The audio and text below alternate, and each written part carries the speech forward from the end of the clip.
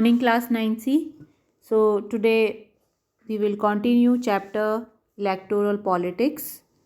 As in previous lesson we were discussing about the procedure of election, that by taking the example of a new party, that was Lok Dal party, and this party was taken as an example for the election held in Haryana when the Congress was ruling there in 1982. Then Chaudhry Devi Lal, who was the leader in opposition, he led the movement called Nyay Yudh, that was struggle for justice, and formed a new party called Lok Dal. Okay. Then election campaign of Devilal was with the motto that like voters, if like this party called Lok Dal wins the election, then the voters, their loan will be waived off. Okay, like for example, the waive loans of farmers and small businessmen.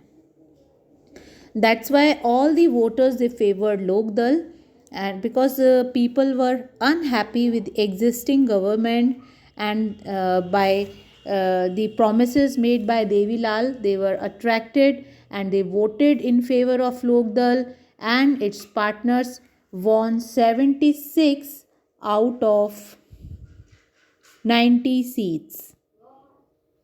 Okay, and when the result announced, Lok Dal won 60 seats alone and thus had a clear majority in the assembly, and Congress, who was in opposition, got only 5 seats. As the election result was announced, the existing chief minister of Congress resigned. So this was the introduction given in the previous lesson. Now today we will start with page number 58, that why do we need election. Okay, we know that elections are needed to elect representatives, because in most democracies or in a democratic country, people rule through their representatives.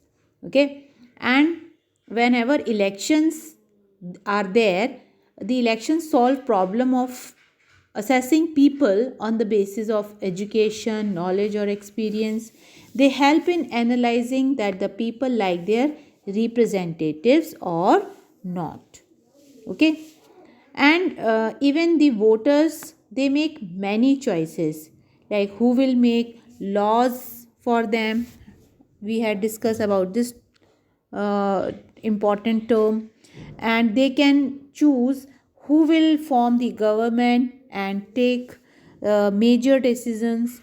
They can choose the party whose policies will guide the government and law making. So these are the three main points which tells us that why we need election. Okay, so this was also discussed in the previous session. So let's see what makes an election democratic. We know that elections can be held in many ways. All democratic countries, they hold elections, but most non-democratic countries also hold some kind of elections. How do we distinguish democratic election from any other election? We have discussed brief question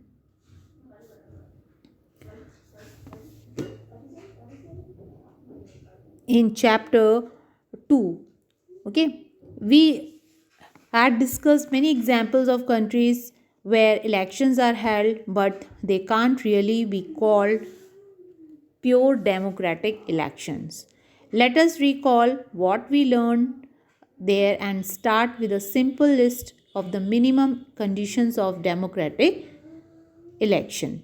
First, everyone should be able to choose. This means that everyone should have one vote and every vote should have equal value. That means all should give only one vote, and the vote value of all the individuals should be equal. equal, like it should carry a equal value. Okay. Second, there should be something to choose from parties and candidates, because if there will be only one party, then election will be of no meaning. There should be a competition, a healthy competition between the parties, so that the voters, they get choice that which one is better, so that they will get some benefits out of it. Third, the choice should be offered at regular intervals. That means the election should held with after certain time interval, like in India, after every 5 years election takes place. Fourth, the candidates preferred by the people should get elected. That means the person who wins the election should be should be considered as a leader and should get the opportunity to run the country. Fifth, election should be conducted in free and fair manner, where people can choose as they really wish. So these are some points which tells us that how the democratic elections are there and what importance they carry. These might look like very simple and easy condition, but there are many countries where these are not fulfilled. In this chapter,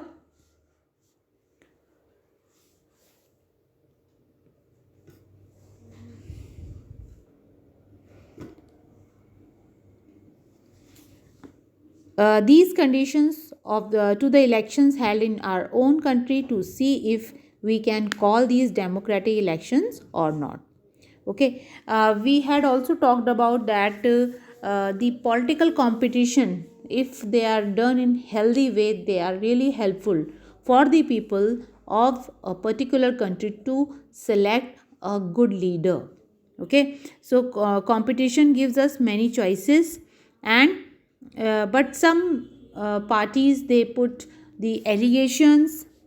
I told you the meaning of allegation, that putting blame on each other, and sometimes they play dirty tricks just to win the election, which is which is not good. Okay. And we know that if we will give some punishment or reward to the parties who are doing well, or to the parties who are not doing well, if we give them punishment, then they will get they will do their work more honestly. But yes, we give them punishment or we give them reward after seeing their deeds for 5 years. Like whenever the election held next time, when the people, they give vote to the particular party for doing good work, then winning the election again is the reward for them. But when they lose the election, it is a punishment for them. Okay. So let's see the next page. Please come to page 60. See the first paragraph. So if a political party is motivated only by desire to be in power, even though then it will be forced to serve the people. This is a bit like the way market works. Even if a shopkeeper is interested only in his profit, he is forced to give good service to the customers. If he does not, the customer will go to some other shop. Is it like that or not? Like if you see that a shopkeeper is giving you a choice, he is offering you like the normal prices, he is not taking extra money from you, then you like that particular shop and you feel like to visit that shop again and again. But if suppose the shopkeeper is cheating you, then in that case you will never visit that shop. So it's like that. The competition, electoral competition is like that only. If you like a particular leader, you will re-choose that leader after 5 years when the election held. But if you don't like the work of a particular leader, definitely that leader will lose the election in the next elections, and this is going to be the punishment for that particular leader. Is it clear? So there are some cartoons given. Okay, just go through and ask the question if you don't understand. What is our system of elections. Let's talk about that in our country, that what system we follow. Okay, we know in India, there are two assemblies, that is Lok Sabha, like we have Lok Sabha election and Vidhan Sabha election, isn't it? You know about it. And they held regularly after every 5 years. After 5 years, the term of all the elected representatives comes to an end. Okay, that's why they are temporary, because when 5 years get over, their tenure gets over. Okay, their working tenure gets over. Elections are held in all constituencies at the same time, either on the same day or within a few days. This is known as general election. Okay, the term like constituency and general election, just have a look upon it. Let's talk about electoral constituencies, because these are important terms that we have to see. In India, an area based system of representation is followed, where the country is divided into different areas for purpose of election. Like suppose in our country we make different areas where elections are to be held. Such areas are called as constituencies. Okay, so these are called electoral constituencies. Every voter who lives in an area votes for one representative. Like in Ramnagar, if you are living, you will participate in the election, and the one who is standing in election from your place, you will go and vote for the particular parties. For Lok Sabha election, India is divided into 543 constituencies. Okay, like we know Lok Sabha election, when we select the member of parliament, the elections are called Lok Sabha election. And how many constituencies are made in India? 543 constituency.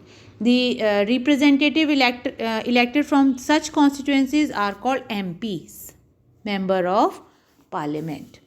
Okay, and for Vidhan Sabha election, each state is divided into specific number of assembly constituencies, and the elected representative of each assembly is called MLA. Okay, so MLA are from the places in the state, whereas MPs are the selected from the particular constituency of whole country. Okay, each parliament constituencies has several assembly constituencies within it. The same principle applies for panchayat and municipal elections also. Each village or town is divided into different wards that are like constituencies. Like for panchayat and municipal elections, the villages, they are converted into wards. They are called wards. Okay, you might have heard also ward member elections. Okay, so just let us read about it. For Lok Sabha elections, the country is divided into 543 constituencies. The representatives elected from each constituencies are called MP. One of the feature of democratic election is that every vote should have equal value. This is very important. That is why our constitution requires that each constituency should have a roughly equal population living within it. Okay, similarly, each state is divided into a specific number of assembly constituencies. In this case, the elected representative is called MLA. Each parliamentary constituency has within it several assembly constituencies. Okay, because within the state we have many areas which have different population. So like for that, the parliamentary constituencies has within it, and they have several assembly constituencies. The same principle applies for panchayat and municipal elections also. Each village or town is divided into wards. Okay. Each ward elects one member of the village or the urban local body. Sometimes these constituencies are counted as seats. Okay, they are also called seats. For each constituencies represent one seat in assembly. When we say that Lok Dal won 60 seats in Haryana, we took the example of Lok Dal party in the beginning. It means that candidate of Lok Dal won 60 assembly constituencies in the state. Assembly constituency is the term for the state, and thus Lok Dal had 60 MLA in the state assembly.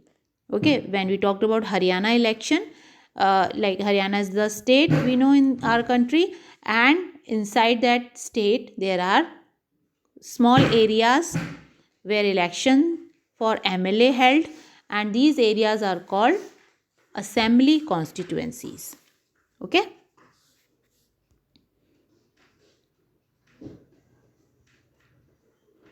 Please have a look to see district boundary. This is suppose a district boundary.